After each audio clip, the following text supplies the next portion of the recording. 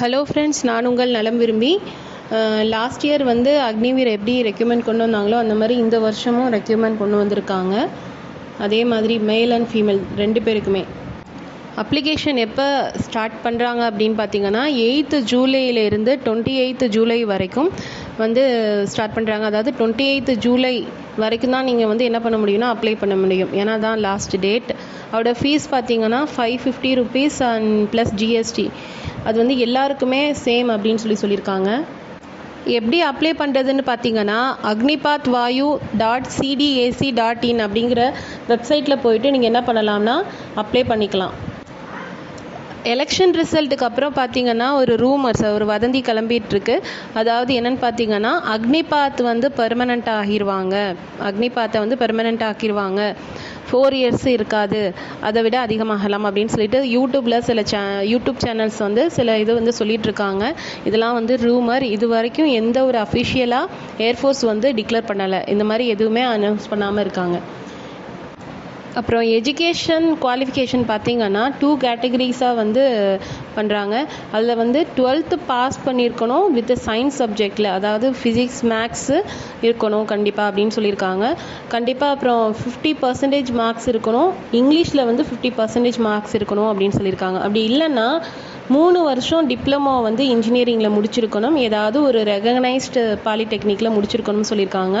அதுவும் வந்து 50% அக்ரிகேட் மார்க்ஸும் அதே மாதிரி 50% இங்கிலீஷ்லேயும் சொல்லியிருக்காங்க. அப்புறம் இன்னொரு இது சொல்லியிருக்காங்கன்னா 12th pass with any subject, அதாவது சயின்ஸ் இல்லாமல் எந்த சப்ஜெக்டாக இருந்தாலும் ஓகே வித் 50% அக்ரிகேட் மார்க்ஸ் அப்படின்னு சொல்லியிருக்காங்க. 50% இங்கிலீஷில் இருக்கணும் அப்படின்னு சொல்லியிருக்காங்க. ஏஜ் பற்றி சொல்லியிருக்காங்க. கேண்டிடேட் வந்து 3 ஜூலை 2004 இருந்து 3 ஜனவரி 2008 இடையில வந்து பிறந்திருக்கணும். அதாவது அவங்களோட ஏஜ் அப்ராக்சிமேட்டாக பார்த்தீங்கன்னா 17 years and half years, அதாவது 17.5 to 21 years வரைக்கும் இருக்கலாம் அப்படின்னு சொல்லியிருக்காங்க. அப்புறம் இன்னொன்று என்னென்னா no relaxation of age, like SC ST வந்து பேங்க்லேயோ அப்புறம் எஸ்எஸ்சிலேயும் கிடைக்கிற மாதிரி எந்த ஒரு ஏஜ் ரிலாக்ஸேஷனும் இதில் இல்லை அப்படின்னு சொல்லிட்டு மென்ஷன் பண்ணியிருக்காங்க. அப்புறம் வந்து சம் மெடிக்கல் ரெக்யூர்மெண்ட்ஸ் வந்து தேவை அப்படின்னு சொல்லியிருக்காங்க. செஸ்ட் எக்ஸ்பான்ஷன் வந்து 5 cm வரைக்கும் இருக்கணுமா. அப்புறம் ஹியரிங், அப்புறம் டென்டல் விஷன், அப்புறம் டென்டல் என்று சொல்லியிருக்காங்க. அப்புறம் விஷன் ஷுட் பி ஃபைன், அதாவது அவங்களோட கண் பார்வை வந்து ரொம்ப ஷார்ப்பாக இருக்கணும். ஏதாவது ஐ சர்ஜரி பண்ணியிருந்தாங்கன்னா அவங்க வந்து இதில் ரிஜெக்ட் பண்ணிடுவாங்க அப்படிங்கிறதையும் மென்ஷன் பண்ணியிருக்காங்க. அப்புறம் டேட்டூஸ், அந்த டேட்டூஸ் வந்து நாட் அவைலபிள் அப்படின்னு சொல்லியிருக்காங்க. நாட் அலோட் அப்படின்னு சொல்லியிருக்காங்க. பட் சம் ட்ரைபல் மார்க்ஸ் அந்த மாதிரி ஏதாவது இருந்துச்சுன்னா பட் விசிபிளாக தெரியக்கூடாது வெளியில் அப்படின்னு சொல்லியிருக்காங்க. சேல்ரி வந்து பார்த்திங்கன்னா ஃபஸ்ட் இயரில் 30,000 வரைக்கும் இருக்கும் அப்படின்னு சொல்லியிருக்காங்க. அப்புறம் எவ்ரி இயர், அதாவது அந்த 4 yearsல எவ்ரி இயர் வந்து இன்க்ரிமெண்ட் கொடுப்பாங்க. 40,000 வரைக்கும் இன்க்ரிமெண்ட் ஆகலாம். அதாவது அந்த சேல்ரி 30லேருந்து 40 வரைக்கும் இன்க்ரிமெண்ட், அதாவது அதிகமாகலாம் அவங்களோட 4th, அதாவது 4வது வருஷம் வரைக்கும். அப்புறம் அதில் வந்து பார்த்திங்கன்னா கையில் வந்து 70% அமௌண்ட்டு சேல்ரி கொடுப்பாங்க. 30% வந்து அக்னிவீர் ஃபண்டில் வந்து டெபாசிட் பண்ணி வச்சுருப்பாங்க. அவங்க எப்போ வந்து ரிட்டைர்மெண்ட் ஆகுமோ அவங்களுக்கு வந்து அந்த டைம் வந்து கொடுப்பாங்க. அதாவது அரௌண்ட் 10 lakh வரைக்கும் கிடைக்கலாம் அவங்களுக்கு. நோ வந்து எக்ஸாம் பற்றி பார்க்கலாம். எப்படி எக்ஸாம் கண்டக்ட் பண்ணுவாங்க அப்படின்ட்டு பார்த்தீங்கன்னா 3 பார்ட்ஸாக கண்டக்ட் பண்ணுவாங்க. ஃபஸ்ட்டு வந்து ஆன்லைன் டெஸ்ட் இருக்கும். செகண்ட் பேஸில் வந்து 2ஆக அதாவது 2ஆக பிரிச்சிருக்காங்க. ஒன்று ஃபிசிக்கல் ஃபிட்னஸ் அண்டு அப்புறம் அடாப்டபிலிட்டி டெஸ்ட்டு. 3வது வந்து பார்த்திங்கன்னா மெடிக்கல். அதாவது இந்த 3 பார்ட்ஸாக வந்து பிரிச்சிருக்காங்க எக்ஸாம்ஸ். அப்புறம் இது வந்து 3 கேட்டகரியாக வந்து ஸ்ப்ளிட் பண்ணியிருக்காங்க.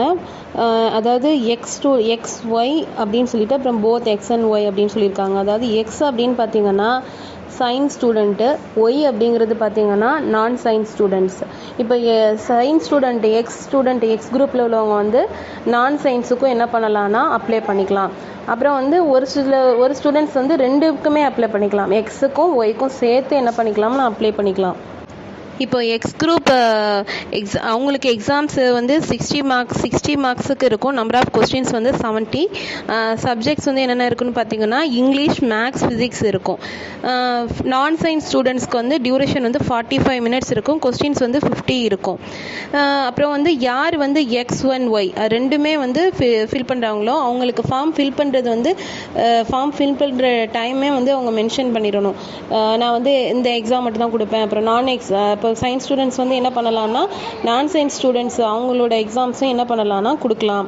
இப்போ வந்து அவங்களுக்கு வந்து டோட்டல் ரெண்டையுமே கொடுக்குறவங்களுக்கு டியூரேஷன் வந்து பார்த்திங்கன்னா 85 மினிட்ஸ். கொஸ்டின்ஸ் வந்து 100 இருக்கும்.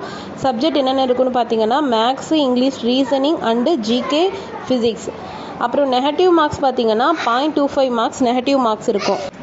இப்போ கொஸ்டின்ஸ் கரெக்டாக இருந்துச்சுன்னா 1 மார்க், அதே நெகட்டிவ் அதாவது ராங்காக இருந்துச்சுன்னா 0.25 மார்க்ஸ் என்ன பண்ணுவாங்கன்னா நெகட்டிவ் மார்க்ஸ் ஆயிரும்.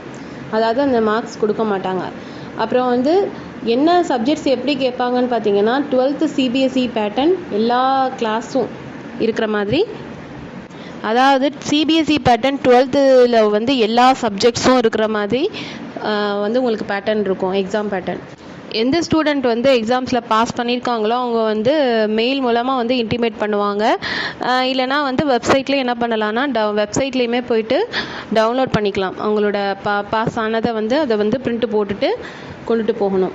அப்புறம் என்ன கொண்டுட்டு போகணும் பார்த்தீங்கன்னா உங்களோட கலர் பிரிண்ட் அவுட், அதாவது உங்களுக்கு ரிசல்ட் வந்துச்சு பார்த்தீங்களா, அதை வந்து கலர் பிரிண்ட் போட்டு எடுத்துகிட்டு போகணும். அது மட்டும் இல்லாமல் 8 ஃபோட்டோஸ் எடுத்துகிட்டு போகணும். நீங்கள் அப்ளை பண்ணும்போது எந்த ஃபோட்டோ கொடுத்தீங்களோ அந்த ஃபோட்டோ தான் எடுத்துகிட்டு போகணும். அப்புறம் உங்களோட எஜுகேஷன் சர்டிஃபிகேட்ஸ் வந்து 4 காப்பீஸ் வந்து கொண்டு போயிருக்கணும். அப்புறம் வந்து சில மேற்கொண்டு என்னென்ன விஷயங்கள் நான் சொல்லலையோ அதெல்லாம் வந்து நீங்கள் வெப்சைட் மூலமாக தெரிஞ்சுக்கலாம்.